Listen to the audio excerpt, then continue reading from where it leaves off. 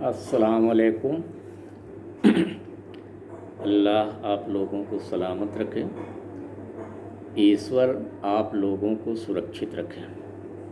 मैं ज़ियाउल हक, अध्यक्ष सच समर्थक पार्टी। आज का वीडियो का शीर्षक है हिंदू राष्ट्र।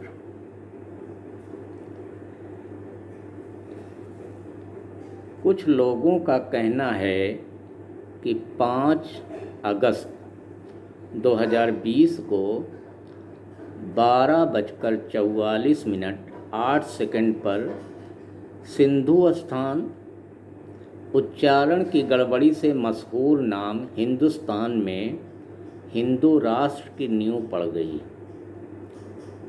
लोगों को भ्रम में डालकर भ्रमित ना करें, मेहरबानी करके। 1947 से हिंदुस्तान हिंदू राष्ट्र नहीं है तो कौन सा राष्ट्र है? अब हम इसे हिंदू राष्ट्र कहें या सिंधु राष्ट्र कहें या धर्मनिरपेक्ष या सेकुलर या कम्युनिस्ट राष्ट्र या लोकतांत्रिक राष्ट्र। लोकतांत्रिक राष्ट्र का जो आज का हमें मतलब बताया जाता है, इसका मतलब केवल मनमर्जी वाला गिरोह ही अर्थात स्वेच्छाचारी गिरोह ही अपनी विचारधारा पर कायम रहते हुए चुनाव लड़ सकता है और किताब वाला गिरोह अपनी विचारधारा पर रहते हुए चुनाव नहीं लड़ सकता। जैसा कि आदेश है कि चुनाव में धर्म की बात नहीं कर सकते, अर्थात केवल अधर्म की ही बात कर सकते हैं। गीता के अनुसार अगर धर्म की बात नहीं करते तो जो दूसरी बात होती है वह तो अधर्म की ही बात हुई, यानी जहाँ धर्म नहीं वहाँ अधर्म। इन सारे शब्दों की एक पहचान जो अल्लाह यानी ईश्वर ने बताया है वह है मनमर्जी वाला गिरोह या स्वेच्छाचारी गिरोह। यह सच है कि मुख्य स्वेच्छाचारी गिरोह में कई उपगिरोह हैं जो बटे हैं भाषा, जाति, रंग, क्षेत्र और दुनिया के संसाधन अर्थात रोजी के कब्जे को लेकर, लेकिन कोई बुनियादी अंतर नहीं है। दूसरा गिरोह है किताब वाला अर्थात शास्त्र के अनुसार कर्म करने वाला।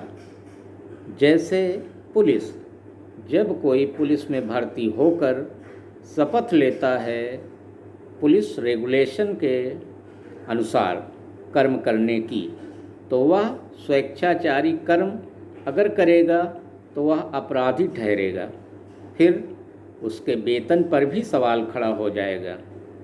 इसी प्रकार किताब वाला गिरोह अगर अल्लाह की किताब पर अहद करने के बाद मन के मुताबिक बात कहेगा या अमल करेगा तो वह गुनाहगार ठहरेगा और उसके वेतन जन्नत यानी स्वर्ग यानी निर्वाण पर सवाल खड़ा हो जाएगा।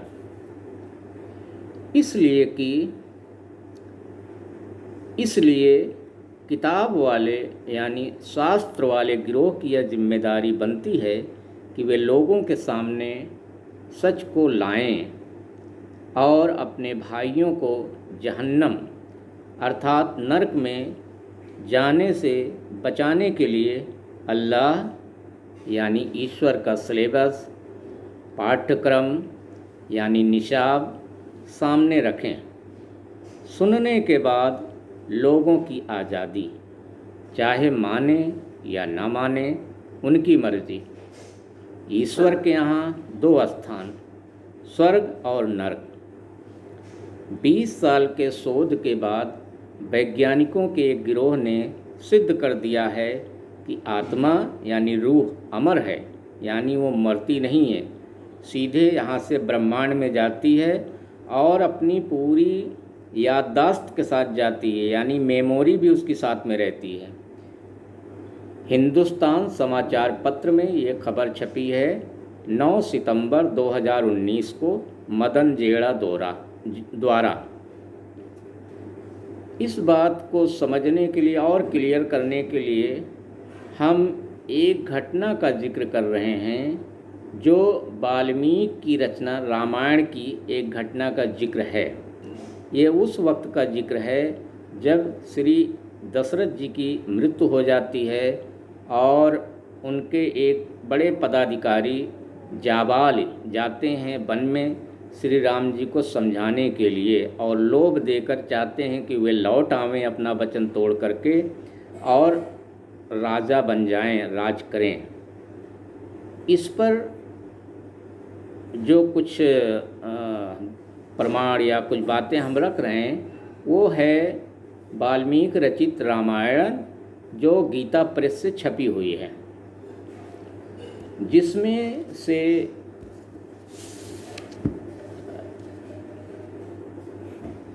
108 सर्ग का बयान है, जिसमें जाबाल का श्री राम जी को समझाने के लिए दिए गए तर्क हैं और दूसरा 109 सर्ग है जिसमें श्री राम जी द्वारा जाबाली को जवाब दिया गया है। आप लोग के सामने हम कुछ श्लोक रखते हैं, कृपया इस पर चिंतन कीजिए। हम तो बहुत थोड़े से श्लोक रख रहे हैं और हम चाहते हैं कि आप लोग पूरा जो है इसको देखिए। सर्ग 108 की पूरी श्लोक और सर्ग 109 सर्ग का पूरा श्लोक। तो पहले जाबाली का सवाल।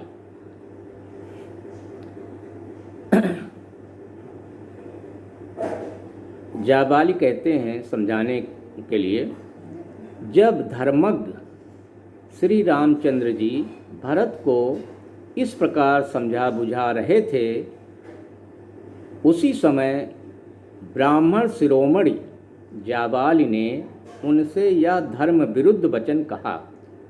श्लोक 1 ये सर्ग 108 से हैं। अब हम सर्ग का नाम नहीं लेंगे, केवल श्लोक का नाम बताते रहेंगे। श्लोक 2, रघुनंदन आपने ठीक कहा, परंतु आप श्रेष्ठ बुद्धि वाले और तपस्वी हैं, अतः आपको गंवार मनुष्य की तरह ऐसा निरर्थक विचार मन में नहीं लाना चाहिए।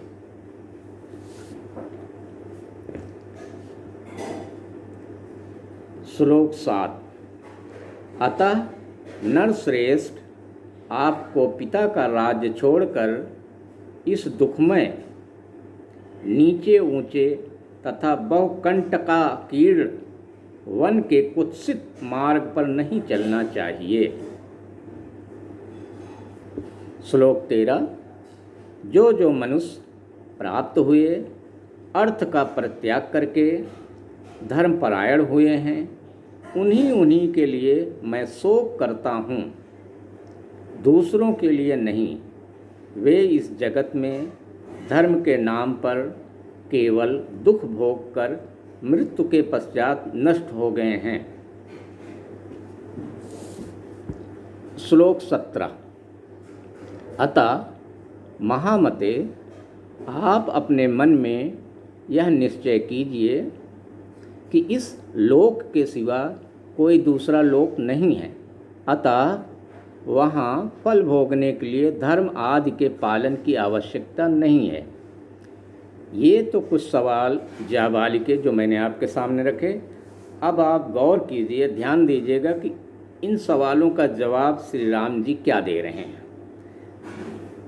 जवाब, ये जवाब है 109 सर्ग में और इसमें भी कुछ श्लोक हम आपके सामने रख रहे हैं और हम चाहते हैं कि आप पूरा श्लोक पढ़िए जवाब में। हाँ, श्लोक 2 श्री राम जी का जवाब। विप्रवर, आपने मेरा प्रिय करने की इच्छा से यहाँ जो बात कही है वह कर्तव्य सी दिखाई देती है, किंतु वास्तव में करने योग्य नहीं है। वह पथ्य सी दिखने पर भी वास्तव में अपथ्य है। श्लोक 4। आचार ही यह बताता है कि कौन पुरुष उत्तम कुल में उत्पन्न हुआ है और कौन अधम कुल में, कौन वीर है और कौन व्यर्थ ही अपने को पुरुष मानता है, तथा कौन पवित्र है और कौन पवित्र। यहाँ बिल्कुल क्लियर हो जा रहा है कि जन्म के आधार पे नहीं, ये कर्म के आधार पर अर्थात आचार के आधार पर कोई उत्तम कुल का कहलाता है या अधम कुल का। श्लोक 5। आपने जो आचार बताया है उसे अपनाने वाला पुरुष श्रेष्ठ सा दिखाई देने पर भी वास्तव में अनार्य होगा। बाहर से पवित्र दिखने पर भी भीतर से अपवित्र होगा। उत्तम लक्षणों से युक्त सा प्रतीत होने पर भी वास्तव में उसके विपरीत होगा, तथा शीलवान सा दिखने पर भी वस्तुतः वह दुःशील ही होगा। यहाँ जो अनार्य शब्द है उसका अर्थ समझ लीजिए। अनार्य शब्द का मतलब होता है, जैसे आर्य शब्द का अर्थ होता है श्रेष्ठ, वैसे ही अनार्य शब्द का होता है उसके विपरीत। श्लोक 6 और 7। आपका उपदेश चोला तो धर्म का पहने हुए है, किंतु वास्तव में अधर्म है। इससे संसार में वर्ण संकरता का प्रचार होगा। यदि मैं इसे स्वीकार करके वेदोक्त शुभ कर्मों का अनुष्ठान छोड़ दूं और विधि विहीन कर्मों में लग जाऊं, तो कर्तव्य अकर्तव्य का ज्ञान रखने वाला कौन समझदार मनुष्य मुझे श्रेष्ठ समझकर आदर देगा। उस दशा में तो मैं इस जगत में दुराचारी तथा लोक को कलंकित करने वाला समझा जाऊंगा। श्लोक 9। आपके बताए हुए मार्ग से चलने पर पहले तो मैं स्वेच्छाचारी हूँगा, फिर यह सारा लोक स्वेच्छाचारी हो जाएगा, क्योंकि राजाओं के जैसे आचरण होते हैं प्रजा भी वैसा ही आचरण करने लगती है। श्लोक 10।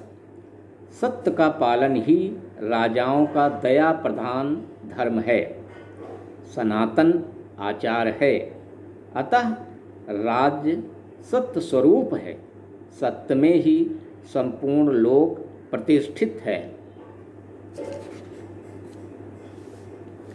श्लोक 11।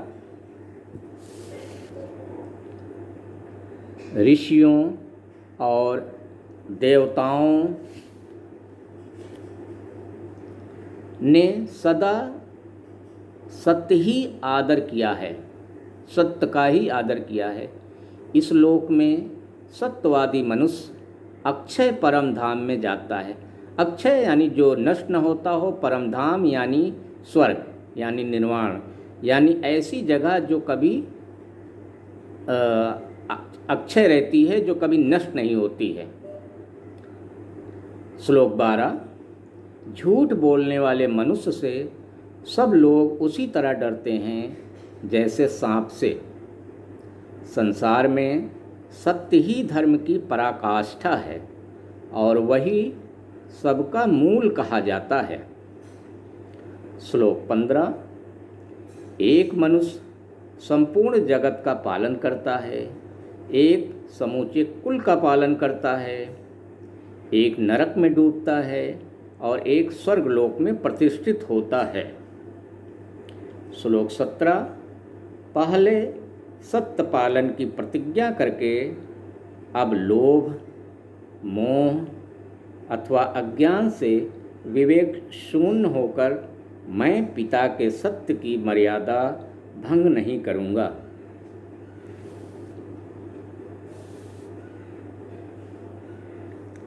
श्लोक 30।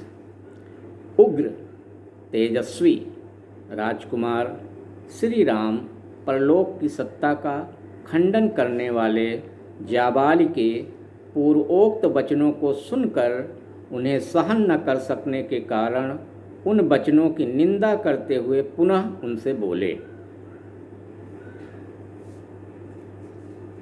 श्लोक 33। आपकी बुद्धि विषम मार्ग में स्थित है। आपने वेद विरुद्ध मार्ग का आश्रय ले रखा है। आप घोर नास्तिक हैं, घोर नास्तिक और धर्म के रास्ते से कोसों दूर हैं। ऐसी पाखंडमयी बुद्धि के द्वारा अनुचित विचार का प्रचार करने वाले आपको मेरे पिताजी ने जो अपना याजक बना लिया, उनके इस कार्य की मैं निंदा करता हूँ।